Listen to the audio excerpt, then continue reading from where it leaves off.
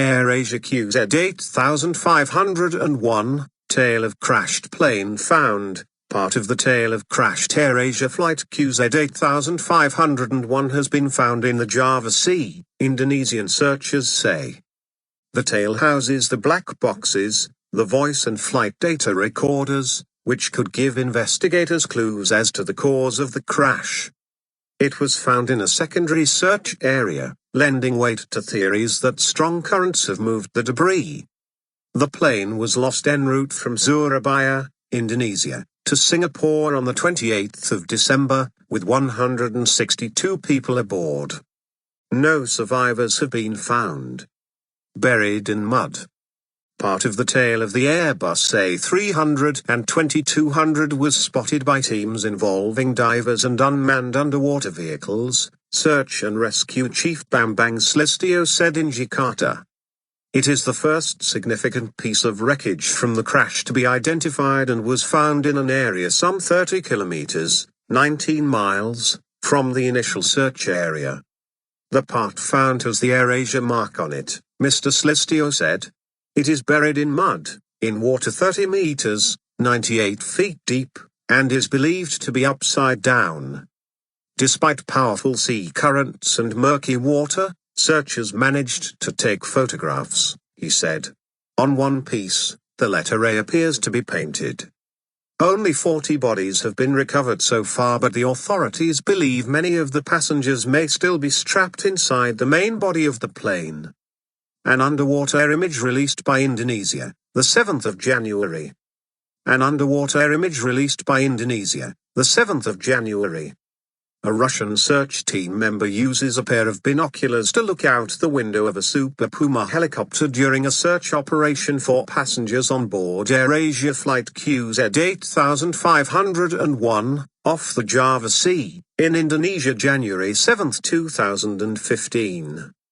The hunt goes on. A Russian searcher scans the Java Sea with binoculars from a Super Puma helicopter.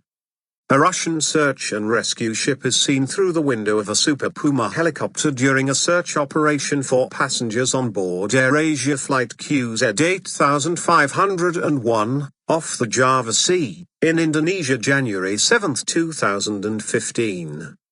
Strong winds and big waves have hampered the work of the searchers.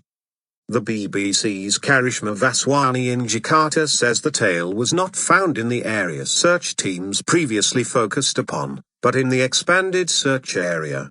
This could add weight to that theory, she adds. A huge international operation with aerial searches and more than 30 ships involved has been repeatedly hampered by poor weather. BBC map. Black box flight recorders. The seas haven't been very friendly, but the black boxes have a 30-day life and they will be able to find them, Peter Moraszewski, a senior aviation research fellow at the University of New South Wales in Sydney, told Reuters news agency. It's the weather that is causing the delay. Some wreckage, including seats and a door, was found floating on the sea. At the weekend, search officials said sonar had detected what they thought were 5 large parts of the plane. The cause of the crash is not known, but the plane was flying through stormy weather at the time and had requested permission to change course. Indonesian personnel carry seating from the crashed jet in Surabaya, the 7th of January. Seating from the crashed plane was delivered to Surabaya on Wednesday. Indonesian personnel load air crash debris in Surabaya, the 7th of January. The Indonesian Navy handed over air crash debris recovered so far to transport safety investigators on Wednesday. Indonesian personnel carry coffins of air crash victims in Surabaya, the 7th of January. The process of identifying victims continues. Indonesian personnel transfer numbered coffins in Surabaya. Indonesian aviation officials have said that AirAsia did not have permission to fly the Surabaya-Singapore route on the day of the crash. Indonesian personnel carry coffins of air crash victims in Surabaya, the 7th of January. So far 40 bodies of victims have been recovered. 40th body. Investigators said they had found another body on Wednesday, bringing the total recovered to date to 40.